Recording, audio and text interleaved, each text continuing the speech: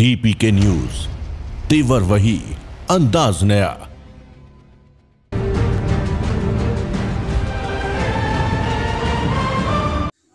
नमस्कार दोस्तों, DPK news channel की टीम आज पहुंची है कोलाई पंचायत समिति की जज्जू ग्राम पंचायत में, जहां पर पंचायती राज चुनाव को लेकर सरपंच और वार्ड पंच के चुनाव 3 अक्टूबर को होने वाले हैं।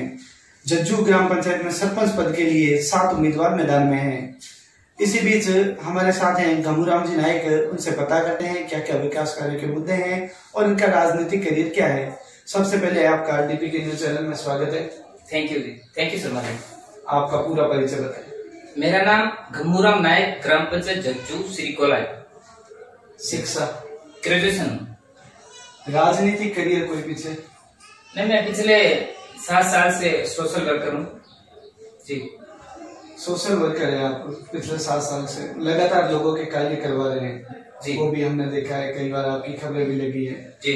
तो इसको लेकर फिलहाल आप जो सरपंच का चुनाव लड़ रहे हैं उसको लेकर क्या क्या मुद्दे रहेंगे और प्राथमिकता किस मुद्दे को देंगे? जी शर्मा जी, ऐसा है, पिछले 7 साल से मैं ग्राम पंचायत के अंदर जन समूह के बीच में रहा हूँ। हर समस्या के अंदर मैं तत्पर वहां पहुंचने का हमने प्रयास किया है। निश्चित रूप से हमने नोट किया है कि हमारी ग्राम पंचायत के अंदर जो यूथ वर्ग है, वो यूथ वर्ग यही चाह रही है कि हम खेलों के अंदर नाम रोशन करें, राज्य स्तर जबकि राष्ट्रीय स्तर पर पहुंचने वाले जो यूथ वर्ग है, खिलाड़ी, वो हमारे ग्राम पंचायत में हैं, लेकिन बस अभाव है सुविधाओं का। उनको जो प्लेग्राउंड है वो मिल नहीं रहा है। हमारा सबसे पहले ही हमने खूब प्रयास किया है यूथ वर्ग को, चाहे जनप्रतिनिधि के माध्यम से हो, चाहे खेल मंत्री के माध्यम से हो, पहले हमने प्रयास किया है और वैसे स्वीकृति भी मिल चुकी है। ये भी एक अच्छी खुशखबरी है कि हम हमारे ग्राम पंचायत के अंदर जो खेल ग्राउंड है उनकी स्वीकृति मिल चुकी है। सबसे पहले हम ग्राम पंचायत के अंदर खेल मैदान बनाएंगे, जिसमें क्रिकेट, वॉलीबॉल, फुटबॉल यानी कोई गेम खेल सकते हैं। बात करें सड़क की, जज्जू ग्राम पंचायत की सबसे बड़ी है जी, तो उसको चारों तरफ से जोड़ने वाली सड़कें बुरी तरह क्षतिग्रस्त है, हमने देखा है जी। उसके लिए आपके क्या प्रयास रहेंगे और जो गलियों में, वार्डों में जो सड़कें बनवाएंगे जी, उसके बारे में? हाँ, हमारे ग्राम पंचायत के आसपास जो सड़क जोड़ती है वो निश्चित रूप से टूटी हुई है। अभी पेचवर्क हुआ है, वो भी इतना अच्छा नहीं हुआ है, लेकिन हम प्रयास करेंगे कि हमारी अच्छी सड़कें हो, साफ सुथरी सड़कें हो। हम जो जनप्रतिनिधि है वहां पर भी हम मिलेंगे और निश्चित रूप से अच्छी सड़क बनाने का प्रयास करेंगे। वार्डों में कई जगह गलियां में नहीं है तो उसके लिए बिल्कुल वहां जहां नहीं है वहां अच्छी सड़कें, सीसी जो सड़कें बनती है वो बनाने का प्रयास करेंगे। बात करें बिजली और पानी के बारे जी हाँ, बिजली पानी की पिछले कई दिनों से समस्या चल रही थी और अभी भी है। वार्ड नंबर 4, 5 और 6 वहां पर इतनी समस्या थी बिजली की,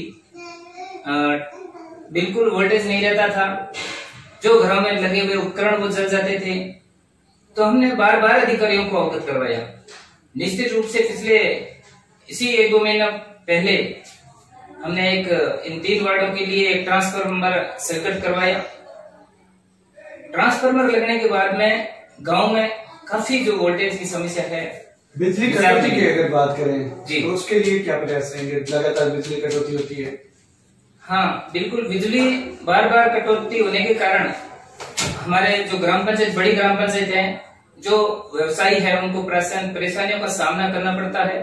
तो निश्चित रूप से हम पंचायत राज चुनाव के ठीक बाद जो हमारे भू अभियांत्रिक जो मंत्री हैं डॉक्टर BD कला साहब, उनसे मिलकर के ये जो बड़ा ट्रांसफार्मर है, जो फर्स्ट 1 नंबर GSS है, वहां पर बड़ा ट्रांसफार्मर लगाने का प्रयास करेंगे। बात करें, आपका सबसे बड़ा गांव है, लगातार यहाँ पे चोरियां होती रहती है, उसके बारे में भी आपने कई बार प्रशासन को चेताया है। बिल्कुल, तो CCTV कैमरे लगवाने की मांग की जाएगी?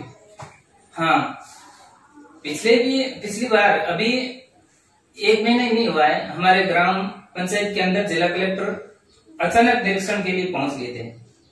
तो हमारा जो मुख्य मुद्दा था वो था कि हमारी इतनी बड़ी ग्राम पंचायत होने के बाद सीसीटीवी कैमरे नहीं लग रहे हैं, आए दिन चोरों के हौसले बुलंद हो रहे हैं। तो निश्चित रूप से जिला कलेक्टर महोदय ने एसडीएम साहब को, बीडीओ साहब को नोट करवाया कि इतनी बड़ी ग्राम पंचायत होने के बाद में प्रशासनिक स्तर पर जो सीसीटीवी कैमरा लगाए जाते हैं वो लगने चाहिए। तो उसके ठीक बाद चोरियां रुकने का नाम नहीं ले रही थी। उसके बाद हमने दोबारा बीडीओ साहब और एसडीएम साहब, माननीय सीओ साहब, सीआई साहब सबसे निवेदन किया। बार बार अवगत करवाने के बाद में अभी 3-4 रोज पहले ही हमारे ग्राम पंचायत के अंदर 10 सीसीटीवी कैमरे लगे हैं। तो निश्चित रूप से अभी 10 सीसीटीवी कैमरे लगे हैं और 10 और लगाने की हमने मांग कर रखी है। ये तो हो गया बाजार का। जी। जो मुख्य गलियां हैं जहाँ पर आप बता रहे हैं कि चोर चले जाते हैं, उनका पता नहीं चलता, बिल्कुल उसके लिए भी कोई ग्राम पंचायत प्रयास करेगी? बिल्कुल शर्मा जी। हाँ, पहले भी 10 सीसीटीवी कैमरे लग रखे हैं और जो अभी लगने वाले हैं उसमें निश्चित रूप से जो वार्डों के अंदर गलियां जोड़ती हैं उसमें लगाएंगे। जो मुख्य जगह है वहां पर लगाएंगे और जो चोरी आए दिन चोरी होती है वो चोरी रोकने का प्रयास करेंगे। बालिका शिक्षा को लेकर क्या प्रयास रहेंगे? हाँ, ये भी मुख्य है। हायर एजुकेशन स्कूल है हमारे ग्राम पंचायत के अंदर, जिसमें छात्र छात्रा एक साथ होने के कारण हमारी जो शिक्षा व्यवस्था में बाधाएं भी होती है। कई जगह स्टाफ की कमी भी है। बिल्कुल, स्टाफ की कमी भी है। तो लग रहा है कि हम स्टाफ की कमी नहीं रहने देंगे। और जो बालिका शिक्षा है उनके लिए हम हाई सेकेंडरी स्कूल के अलग से प्रयास करेंगे। निश्चित रूप से बालिका शिक्षा में बढ़ावा मिलेगा और अच्छी शिक्षा मिले, ये प्रयास करेंगे। बालिका शिक्षा के बाद अपन बात करें अस्पताल के बारे में। जी, ग्रामीण क्षेत्र में अस्पताल की लगातार कमी रहती है, संसाधन की कमी रहती है। जी, तो उसमें क्या क्या प्रयास रहेंगे आपके? जी हाँ शर्मा जी, अभी कुछ दिन पहले ही हमारी ग्राम पंचायत के अंदर पीएचसी स्वीकृत हुई है और अभी जो पूरे स्टाफ अभी तक नहीं लग रखे हैं। तो निश्चित रूप से हम उसमें भी एमओ लगाने का या स्टाफ जो पूरा हो उनका प्रयास करेंगे। और पीएचसी से ठीक बाद हम सीएससी बनाने का भी प्रयास करेंगे। और जो जनप्रतिनिधि है, संबंधित जनप्रतिनिधि है, उनसे मिलकर किसी भी तरह की कोई समस्या न हो, इनके लिए बार बार प्रयास करेंगे और अच्छी हॉस्पिटल हो, ग्राम पंचायत को अच्छी सुविधा मिले, यही प्रयास करेंगे। पशु अस्पताल में कोई अगर संसाधन की कमी हो तो? हाँ, पशु अस्पताल के अंदर अगर संसाधन की कमी हो तो वो कमी पूरी करने के लिए हम निरंतर प्रयास करेंगे। लगातार आपके यहाँ पे देखा जा रहा है बैंक में स्टाफ की कमी है जी, और बैंक में कोरोना संक्रमण के दौरान लगातार लोगों की भीड़ रहती है जी, इसको लेकर क्या प्रयास है? हाँ, एसबीआई है हमारे ग्राम पंचायत के अंदर, तो ग्राहक सेवा केंद्र जो और बढ़ाने का हम प्रयास करेंगे और संबंधित अधिकारियों से मिलकर ये जो और एक और है, हमने पहले भी एसबीआई मैनेजर साहब को बोला था कि जो बुजुर्गों की जो पेंशन होती है इनके लिए अलग व्यवस्था हो। अब बूढ़े लोग हैं और लाइन में लगते हैं तो बेचारे कभी चक्कर खा के गिर भी जाते हैं। तो हमने पहले भी एसबीआई मैनेजर साहब से निवेदन किया कि इनके लिए एक अलग व्यवस्था हो जिसमें बड़े बुजुर्गों को जो पेंशन लेते हैं उसमें हमको लाइन नहीं लगाना पड़े। एसबीआई ग्राहक सेवा केंद्र खोलने की मांग और लगातार बुजुर्गों के लिए अलग से मांग कर रहे हैं जी। इसके पहले भी आपने एक ज्ञापन दिया था और बैंक मैनेजर को अवगत करवाया था मशीन के बारे में जी, वो भी आपके प्रयास थे? हाँ बिल्कुल, लगातार जब भी ग्राम पंचायत के अंदर ये आवश्यकता होती है हम नोट करते हैं कि हमारी ग्राम पंचायत के अंदर कहाँ समस्या है। जो समस्या हमें मिलती है तो संबंधित अधिकारियों को हम अवगत करवाते हैं, लगातार करवाते हैं और प्रयास करते हैं। कुछ काम हो जाते हैं, कुछ नए भी होते हैं तो उनको बार बार करवाने का प्रयास करते हैं। जज्जू का इतना बड़ा बाजार होने के बाद भी शौचालय की व्यवस्था नहीं है, न तो जेंट्स और न हम महिलाओं के लिए, उसके लिए। हाँ देखो, पंचायत राज चुनाव के ठीक बाद हम इनके लिए प्रयास करेंगे, बिल्कुल प्रयास करेंगे और शायद सब कुछ अच्छा रहा तो ये भी मुख्य समस्या उसमें डालेंगे और जल्दी से जो अलग से बस स्टैंड के ठीक पास में या जहाँ मिले जगह वहां पर हम जो अलग से शौचालय बनाने का प्रयास करेंगे। एक निजी सवाल जी, लॉकडाउन के दौरान क्या क्या सेवाएं रही उसके बारे में कई आदमी बताने नहीं चाहते, फिर भी मैं एक निजी क्वेश्चन करता हूँ कि क्या क्या सेवाएं रहेगी, एक आदमी हमें बताएं। बिल्कुल शर्मा जी, लॉकडाउन के अंदर हमारे को तो वैसे ही इतना इंटरेस्ट है लोगों की सेवा के लिए, हम बढ़ चढ़ कर भाग लेते हैं। लॉकडाउन के अंदर हमने ये जो टेलर होते हैं ग्राम पंचायत के अंदर, तो एक हमारी दुकान है वहां पर उनको बिठाया, तो कम से कम 15 दिन लगातार मासिक सिलवाई। कम से कम हमने 2500-3000 के आसपास हमने जो कपड़े के मासिक सिलवा कर बांटे हैं ग्राम पंचायत में। और भी कोई जैसे प्रशासनिक सुविधा मिले उनमें भी हमने खूब प्रयास किया है, लोगों को जिनको आवश्यकता है उनको दिलाने का प्रयास किया है। बिल्कुल। वर्तमान में कोरोना संक्रमण की बीमारी चल रही है जी, उसको लेकर ग्रामीणों को आप क्या संदेश देना चाहेंगे? हाँ, वर्तमान में जो कोरोना कोविड-19 के अंदर जो गाइडलाइन दे रखी है, निश्चित रूप से हम उस गाइडलाइन का हम तो पालन करेंगे, लेकिन हमारी ग्राम पंचायत के अंदर जो भी है उनसे निवेदन करेंगे कि आप निरंतर साबुन से हाथ धोए, सैनिटाइजर का उपयोग करें, मास्क लगाकर चले, सोशल डिस्टेंस का प्रयोग करें। निश्चित रूप से हम कोविड-19 से जितना हो सके बचाव का प्रयास करेंगे। लगातार चुनाव में कोरोना को लेकर जो गाइडलाइन दे रखी है जी, उसकी अवहेलना लगातार होती जा रही है जी, और आगे भी होती रहेगी या नहीं होती रहेगी बाद की बात है। क्या आप अपने प्रत्याशी होने के नाते सरपंच पद के ये कोरोना की गाइडलाइन का पालन करेंगे? बिल्कुल शर्मा जी, हम प्रत्याशी के नाते हमने पहले भी 1-2 रोज ही पहले हमने जो है पंचायत राज में आवेदन किया था, तो निश्चित रूप से जो कोरोना गाइडलाइन की पालना की है। मेरे साथ मैंने सिर्फ 5 ही आदमी लेके गया था और आवेदन किया और सोशल डिस्टेंस का पालन किया, बराबर सैनिटाइज किया। मेरे को बिल्कुल बराबर जो गाइडलाइन है उनकी पालना करेंगे। सोशल वर्कर होने के नाते कई काम ऐसे आपने करवाए हैं जी, जैसा कि आपने बताया, कुछ एक आधा काम हो। हाँ शर्मा जी, जब भी पिछले 5 साल से जब भी मेरे को लगा कि हमारे ग्राम पंचायत बड़ी ग्राम पंचायत है, पहले चक्रविजय सिंहपुरा भी साथ था जिसमें कम से कम 8000 वोटर, और आगजनी की जहां भी घटना मेरे को मिली मैं तुरंत पहुंचा, चाहे रात को 1 बजे चाहे 2 बजे, कहीं भी आगजनी की घटना मिली मैं पहुंचा और लगातार पीड़ित परिवार है उनको जो मुआवजा दिलाने का हमने प्रयास किया है।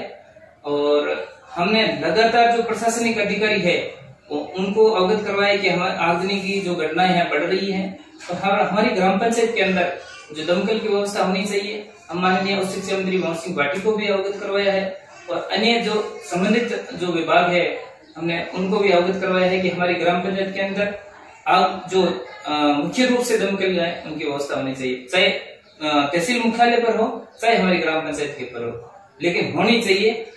ये भी मैं बता देना चाहता हूँ शर्मा जी कि जब पंचायत राज चुनाव के ठीक बाद हम निश्चित रूप से एक जो एम्बुलेंस की हमारे ग्राम पंचायत के अंदर एम्बुलेंस और दमकल की व्यवस्था कराने का निश्चित रूप से प्रयास करेंगे। डीपीके न्यूज चैनल ने एक आपके वार्ड में जो आगजनी हुई थी जिसमें एक गरीब परिवार के पैसे जल गए थे 1.5 लाख रुपए, उसकी मुहिम आपके द्वारा चलेगी और डीपीके न्यूज चैनल ने लगातार इसकी मांग उठाई जी। और उस घर में एक बच्चे के ऑपरेशन के लिए जो पैसे उधार लेके आए थे जी वो जल गए थे जी, उसमें आपके प्रयास रहे, उनको क्या क्या मुआवजा मिला, थोड़ी सी बात। हाँ शर्मा जी, मैं बता देना चाहता हूँ आपके चैनल के माध्यम से कि वो बच्चा था रामकिशन और बिल्कुल 5 साल का था, तो उनके दिल में छेद था। वो ऑपरेशन कराने के लिए वो जो उनके बच्चा उनका दादा पैसे लेकर आया था, तो अचानक आग लगी थी, वो पैसे जल गए। तो आपके सहयोग से और प्रशासनिक के सहयोग से हमने उस पे हम जिला कलेक्टर थे अपने गौतम जी, कुमारपाल गौतम, तो उन्होंने भी अच्छा सहयोग किया और हमने जो स्पेशलिस्ट हॉस्पिटल जयपुर है वहां पर उस बच्चे का इलाज करवाया और मैं जब तक उस बच्चे का इलाज नहीं हुआ तब तक मैं वहीं था। क्या प्रशासनिक अधिकारियों ने ये आपकी जो इलाज है वो निःशुल्क करवाया? बिल्कुल निःशुल्क कराया वहां पर जो बजट बना था वो बिल्कुल माफ हुआ था और RBS के तहत भी उनको अच्छी सुविधाएं मिली और मैं लगातार वहां रहा। और उसके ठीक बाद एक बच्ची और है मुस्कान, उसका भी हमने वहां पर जो सीकेसी हॉस्पिटल जयपुर है वहां पर ले जाके उनका इलाज करवाया। और लगातार अन्य जो जैसे अभी पिछले कुछ दिन पहले जो लाइट वोल्टेज का तार गिर गया था, एक पीड़ित परिवार है, अभी तक उनको मुआवजा नहीं मिला, लेकिन निश्चित रूप से प्रयास करेंगे कि उनकी 9 बीघे कणक जल गई थी, उसको जो है मुआवजा दिलवाने का प्रयास करेंगे। तो ये थे हमारे साथ घमूराम जी नायक, जिन्होंने बताया सोशल वर्कर होने के नाते कई इन्होंने मुद्दे उठाए और वे कई सफल भी रहे। इनका प्राथमिक मुद्दा रहेगा खेल कूद के लिए, युवाओं के लिए मैदान जो स्वीकृत हो चुका है, उसके लिए भी ये प्रयास करेंगे। क्या क्या उनमें सुविधाएं रहेंगी सारी, और CCTV कैमरे भी लगवाएंगे। देखते रहिए DPK न्यूज चैनल। राहुल सेवक, कोलाइट। Thank you.